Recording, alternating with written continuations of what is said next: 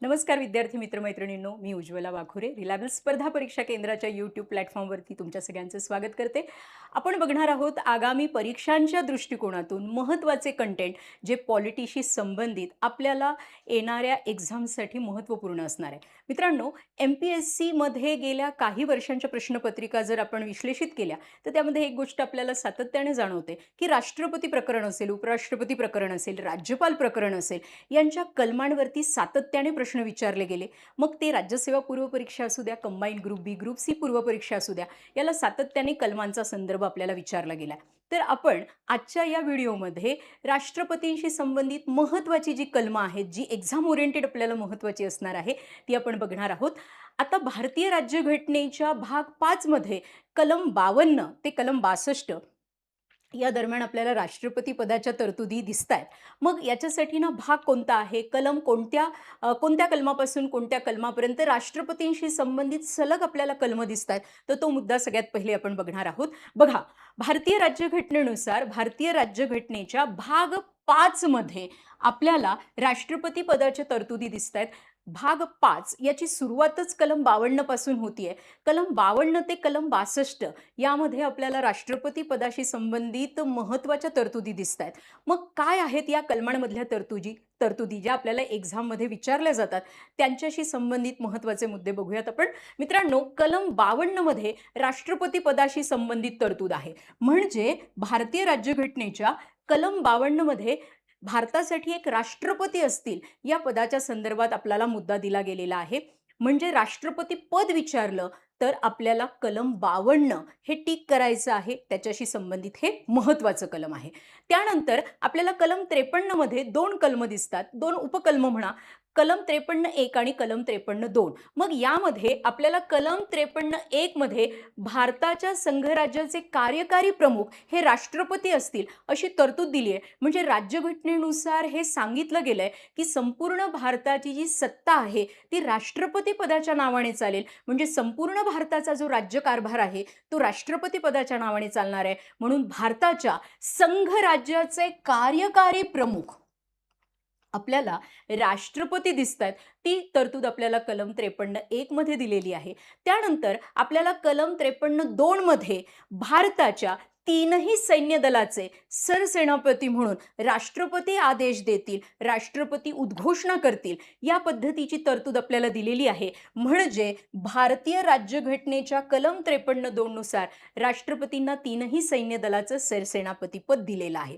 त्यानंतर कलम 54 हे अत्यंत महत्त्वाचं कलम आहे आपल्याला एक्झाम ओरिएंटेड सुद्धा.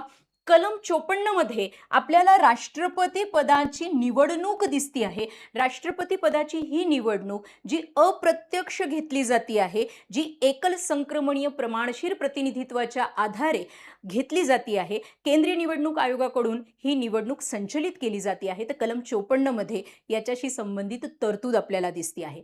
त्यानंतर कलम 55 मध्ये या निवडणुकी संबंधातली जी तत्वे आहेत ती सुद्धा भारतीय राज्यघटनेमध्ये समाविष्ट केलेली आहे. निवडणुकीविषयी तत्वे या कलमाशी संबंधित आपल्याला कलम 55 म्हणजे या तरतुदीशी संबंधित कलम 55 आपल्याला दिसतं आहे.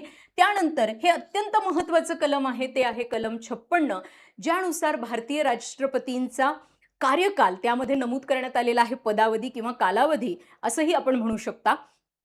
यामध्ये राष्ट्रपती पदाचा कार्यकाल राज्यघटनेमध्ये नमूद आहे का? तर येस, तो नमूद आहे आणि तो कलम 56 मध्ये नमूद केलेला आहे. भारतीय राज्यघटनेनुसार कलम 56 मधील तरतुदीमध्ये अशी नोंद केलेली आहे की ज्या दिवशी राष्ट्रपती आपलं पद ग्रहण करतील त्या दिवसापासून पुढील 5 वर्षापर्यंत ते राष्ट्रपती म्हणून कार्य करू शकतात. ही तरतूद भारतीय राज्यघटनेमध्ये नमूद केलेली आहे. त्यानंतर कलम 57 मध्ये राष्ट्रपती हे पुनर्नेमणुकीसाठी पात्र असलेले दिसतात. म्हणजे भारताचे राष्ट्रपती किती वेळा निवडणूक लढवू शकतात? तर भारताचे राष्ट्रपती कितीही वेळा ते निवडणुकीसाठी पात्र असणार आहे अशी तरतूद आपल्याला याच्यामध्ये दिसतीये. पण भारताचे आत्तापर्यंतचे केवळ एकमेव राष्ट्रपती असे दिसत आहेत ज्यांनी सलग 2 वेळा भारताचं राष्ट्रपती पद भूषवलेलं आहे आणि ते आहे भारताचे पहिले राष्ट्रपती डॉक्टर राजेंद्र प्रसाद यांनी 1962 ते 1957 सॉरी 1952 ते 1957 आणि 1957 ते 1962 अशी सलग 2 टर्म त्यांनी राष्ट्रपती म्हणून काम केलेलं आहे. त्यानंतर कलम 58 मध्ये राष्ट्रपती पदाच्या पात्रता निकषाशी संबंधित तरतूद आहे आणि गेल्या 2 वर्षाच्या प्रश्नपत्रिकेत राष्ट्रपतींच्या पात्रतेशी संबंधित आपल्याला प्रश्न दिसत आहेत. म्हणून कलम 58 आपल्यासाठी महत्त्वाचं.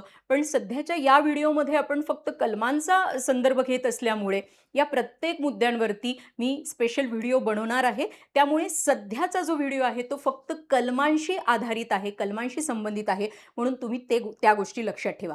तर भारताच्या राष्ट्रपतींची पात्रता राज्यघटनेमध्ये नमूद आहे का?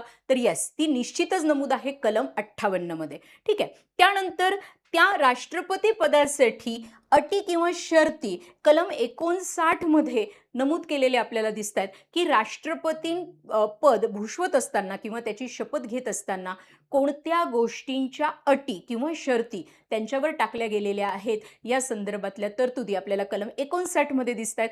अजून राष्ट्रपती पदासाठी एक महत्त्वाचं कलम आहे आणि ते कलम आहे कलम 60. राष्ट्रपती पदाची शपथ ही राज्यघटनेमध्ये नमूद केलेली आहे कलम 60 मध्ये. भारताचे राष्ट्रपती यांना शपथ सर्वोच्च न्यायालयाचे सरन्यायाधीश देतात आणि जी आपली तिसरी अनुसूची आहे म्हणजे तिसरं जे परिशिष्ट आहे त्यामध्ये दिलेल्या शपथेच्या नमुन्यानुसार कलम 60 मध्ये राष्ट्रपती पदाची शपथेची तरतूद नमूद केलेली आहे. त्यानंतर अजून एक महत्त्वाचं जे कलम आहे जे आपल्याला भारतीय राज्यघटनेमध्ये भाग 5 मध्ये नमूद असलेलं दिसतं ते आहे कलम 61 जे राष्ट्रपतींना पदावरून बडतर्फ करण्याची प्रक्रिया म्हणजे राष्ट्रपतींचा महाभियोग ही प्रक्रिया आपल्याला दिसतीये. जी प्रक्रिया संसदेकडून संचलित केली जाते म्हणजे भारताच्या राष्ट्रपतींवर महाभियोग संसद चालवणार आहे आणि भारताच्या राष्ट्रपतींना पदभ्रष्ट करण्याची संपूर्ण प्रक्रिया कलम 61 मध्ये आपल्याला दिलेली आहे. ते महत्त्वाचं कलम आहे आणि राष्ट्रपतींवरील महाभियोग ही तरतूद आपण अमेरिकेच्या राज्यघटनेवरून घेतलेली आहे. हे पण इथे लक्षात ठेवायचं आहे. त्यानंतर आपल्याला कलम 62 मध्ये एक महत्त्वाची तरतूद दिसतीये की राष्ट्रपती पदाचा कार्यकाल हा 5 वर्षाचा दिलेला आहे. म्हणजे ज्या दिवशी राष्ट्रपती आपलं पद ग्रहण करतील म्हणजे पदाची शपथ घेतील त्या दिवसापासून पुढची 5 वर्ष राष्ट्रपती पदाचा कार्यकाल आपल्याला कलम 56 मध्ये दिसतो. तर कलम 62 मध्ये अशी तरतूद सांगितली गेलेली आहे की राष्ट्रपती पदाचा जो कार्यकाल आहे तो पूर्ण होण्याआधीच पुढच्या राष्ट्रपतींची निवडणूक प्रक्रिया पूर्ण करण्याचं बंधन केंद्रीय निवडणूक आयोगावरती टाकलं गेलेलं आहे. म्हणजे जर आपण हा मुद्दा थोडासा अजून स्पष्ट करून घेण्याचा प्रयत्न केला मित्रांनो तर सध्याच्या भारताच्या राष्ट्रपती श्रीमती द्रौपदी मुर्मू यांनी 25 जुलै 2022 रोजी आपल्या राष्ट्रपती पदाची शपथ घेतली आहे. म्हणजे त्यांचा कार्यकाल पुढील 5 वर्ष म्हणजे 25 जुलै 2027 असणार आहे. तर 25 जुलै 2027 पूर्वी केंद्रीय निवडणूक आयोगाने राष्ट्रपती पदाची निवडणूक प्रक्रिया पूर्ण करणं आणि पुढच्या राष्ट्रपतींनी 25 जुलै 2027 लाच शपथ घेणं गरजेचं असणार आहे. कारण राष्ट्रपती यांच्याच नावाने संपूर्ण भारताचा राज्यकारभार चालत असल्यामुळे आपल्याला हे पद रिक्त ठेवता येत नाही. तर याही संदर्भात तरतूद आपल्याला कलम 62 मध्ये दिलेली आहे. तर आजच्या व्हिडिओमध्ये हे जे कलम 52 ते 62 आहे त्या दरम्यान काय काय तरतुदी बघितल्यात पुन्हा एकदा रिवाइज करूयात. कलम 52 मध्ये आहे मित्रांनो राष्ट्रपती पद. कलम 53(1) मध्ये राष्ट्रपती हे भारताच्या संघराज्याचे कार्यकारी प्रमुख म्हणून कार्य करतील अशी तरतूद आहे. कलम 53(2) मध्ये भारताच्या 3ही सैन्य दलाचे सरसेनापती हे राष्ट्रपती असतील. कलम 54 मध्ये राष्ट्रपती पदाची निवडणूक त्याच्यामध्ये दिलेली आहे. कलम 55 नुसार निवडणुकांची तत्त्वे त्यामध्ये आपल्या भारतीय राज्यघटनेमध्ये समाविष्ट केलेली आहे. कलम 56 नुसार भारताच्या राष्ट्रपतींचा कार्यकाल म्हणजेच पदावधी, कालावधी ही तरतूद नमूद आहे. कलम 57 मध्ये राष्ट्रपती पुनर्नेमणुकीसाठी पात्र असतात. म्हणजे राष्ट्रपती पदावरती कार्य करणारी व्यक्ती पुढच्या काळामध्ये कितीही वेळा निवडणूक लढवून राष्ट्रपती म्हणून कार्य करू शकते. ही तरतूद आपल्याला कलम 57 मध्ये दिसते. कलम 58 मध्ये राष्ट्रपती पदाच्या पात्रतेसंदर्भात तरतुदी आणि जसं मी म्हटलं, की गेल्या वर्षाच्या प्रश्नपत्रिकांमध्ये हा मुद्दा खूप फोकस झालाय, तर आपण हा बघणारच आहोत. पण सध्या एवढंच लक्षात ठेवा, की कलम 58 मध्ये राष्ट्रपती पदाची पात्रता किंवा अर्हता नमूद केलेली आहे. कलम 59 मध्ये आहे राष्ट्रपती पदाच्या अटी किंवा शर्ती आणि त्यानंतर कलम 60 मध्ये आहे राष्ट्रपती पदाची शपथ, जी सर्वोच्च न्यायालयाचे सरन्यायाधीश हे भारताच्या राष्ट्रपतींना शपथ देताना आपल्याला दिसतात. कलम 61 मध्ये राष्ट्रपतींना बडतर्फ करण्याची प्रक्रिया आहे म्हणजेच राष्ट्रपतींवरील महाभियोग. कलम 62 मध्ये आधीच्या राष्ट्रपतींचा कार्यकाल पूर्ण होण्याआधी पुढील राष्ट्रपतींची निवडणूक प्रक्रिया पूर्ण करणं, जी केंद्रीय निवडणूक आयोगाकडे असणारं कार्य आपल्याला दिसतं आहे. तर भाग 5 मध्ये कलम 52 ते 62 राष्ट्रपती पदाशी संबंधित आपल्याला कलम दिसतात. Thank you.